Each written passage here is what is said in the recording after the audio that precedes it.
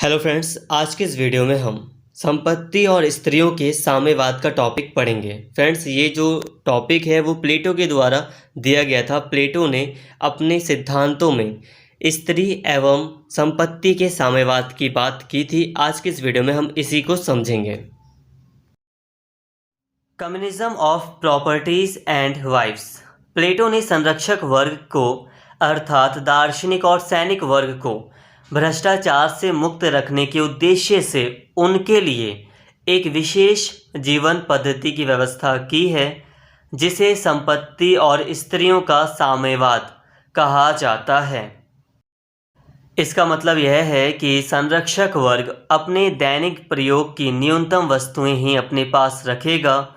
इस वर्ग के सदस्यों के व्यक्तिगत परिवार नहीं होंगे और उनके पास निजी संपत्ति भी नहीं होगी, प्राइवेट प्रॉपर्टी भी नहीं होगी।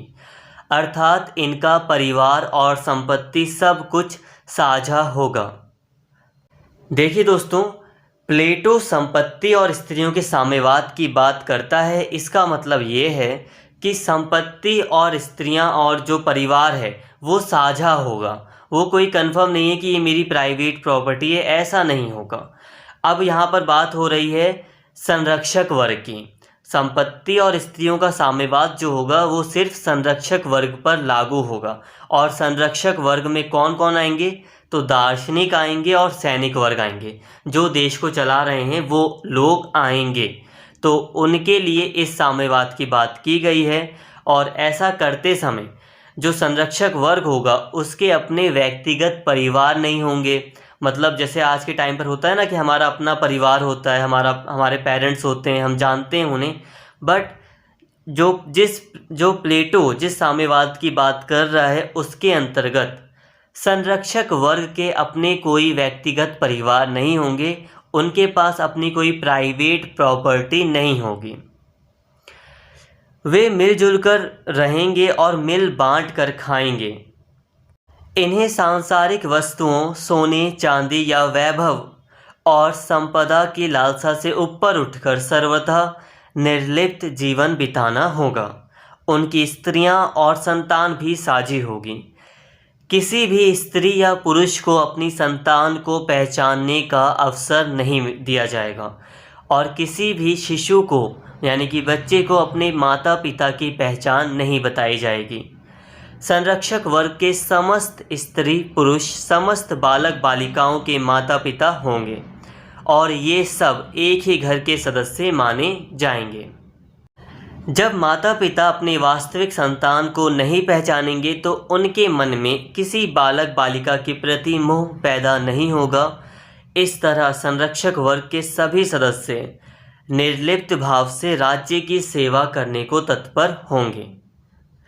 तो देखिए दोस्तों, यहाँ पर प्लेटो संपत्ति और स्त्रियों के साम्यवाद के अंतर्गत कह रहा है कि जो ये दार्शनिक लोग होंगे, जो ये सैनिक वर्ग होगा, जो ये संरक्षक वर्ग होगा, उनका सब कुछ साझा होगा, उनके पास प्राइवेट कुछ भी नहीं होगा।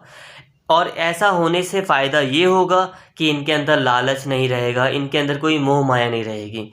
इनके संरक्षक वर्ग को पता नहीं होगा कि मेरा अपना बच्चा कौन सा है, मेरी अपनी संतान कौन सी है।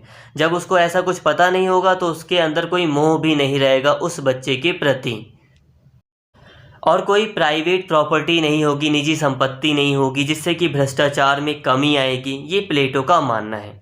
इसके अलावा प्लेटो यहाँ पर साफ साफ कह रहा है कि जो बच्चे होंगे, जो स्त्रियां होंगी, जो संपत्ति होगी वो साझा होगा।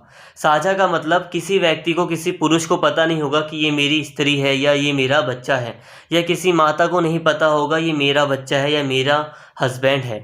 तो कहने का मतलब ये है कि यहाँ पर थोड़ा सा नैतिक भाव के साथ यहाँ पर प्लेटो ये सारी बातें कह रहा है। इसको आप गलत वे में मत समझना। हालांकि संपत्ति और स्त्रियों के साम्यवाद के विचार को अरस्तु ने इस विचार की आलोचना भी की है। प्लेटो का जो ये विचार था इसकी आलोचना अरस्तु ने की भी है। बट कुछ नहीं, प्लेटो ने जो कहा वो मैंने आपको बता दिया। अब देखिए दोस्तों, दार्शनिक राजा से शुरुआत हुई थी। दार्शनिक राजा की बात को प्रूफ करने के लिए, उस व्यवस्था को स्थापित करने के लिए प्लेटो ने शिक्षा प्रणाली और स्त्रियों और संपत्तियों के साम्यवाद की बात कही थी। तो यहाँ तक हमारा पूरा का पूरा जो टॉपिक था वो ख़त्म होता है। इसके साथ ही फ्रेंड्स आपको वीडियो की एंड स्क्रीन पर कई सारी प्लेटो के सिद्धांतों की वीडियोस मिल जाएंगी। इसके अलावा इसकी एक समालोचना था यानी कि कंक्लूज़न भी आपको मिल जाएगा, तो आप उसको भी ज़रूर देख लेना। तो दोस्तों आज की इस वीडियो में फ़िलहाल इतना ही, और अगर आपको वीडियो अच्छी लगी हो तो प्लीज़ चैनल को ज़रूर सब्सक्राइब कर लें और इस वीडियो को ज़्यादा से ज़्यादा शेयर करें और लाइक करें। Thank you.